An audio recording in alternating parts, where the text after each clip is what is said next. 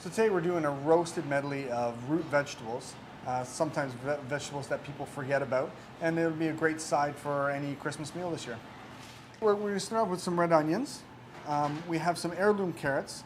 As you know, so they're all different colors. There's orange, there's red, there's, they're yellow carrots, Yeah. and they're quite interesting. They're a very, very neat carrot. We have white turnip, also known as navet, and then we have parsnip. It's kind of a sweet, it goes sweet when you roast it, which is delicious. And as you've noticed, I haven't peeled any of the vegetables. I find the flavor in the vegetables with the skin is delicious. Not only that, but it has a lot of extra nutrients and Absolutely. antioxidants underneath the skin. Absolutely, it's great. These vegetables are a really good source of fiber and vitamin C as well. So they'll help with the absorption of iron for the rest of your meal.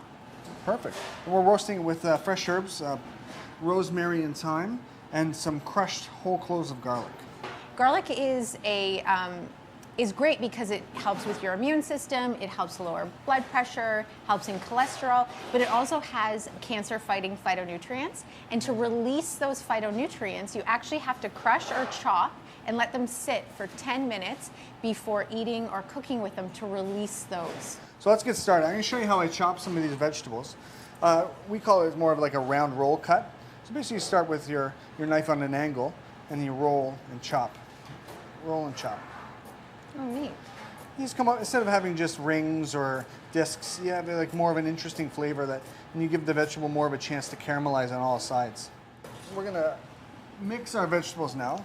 So we'll start with our red onions, carrots, and it doesn't matter, obviously the vegetables you put in first or last, it doesn't really matter.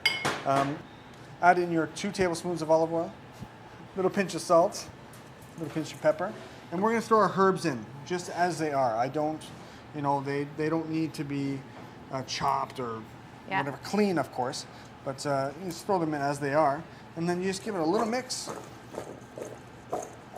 So many nice colors. Well, great colors, great flavors, and you know what? It is so simple. And Smells really good. Basically, the way I've chopped all the vegetables, all the same size, so they'll all pretty much cook around the same, about the same time. Yeah, and the great thing about root vegetables is they're really inexpensive, and this is a perfect time. So they're most available in the winter time. Exactly. Seasonally, like this is a perfect veg to use for, obviously for Thanksgiving and for Christmas. Yeah. So lastly, we're going to throw in our crushed garlic, which has been crushed for 10 minutes before to release all those goodies. Yeah.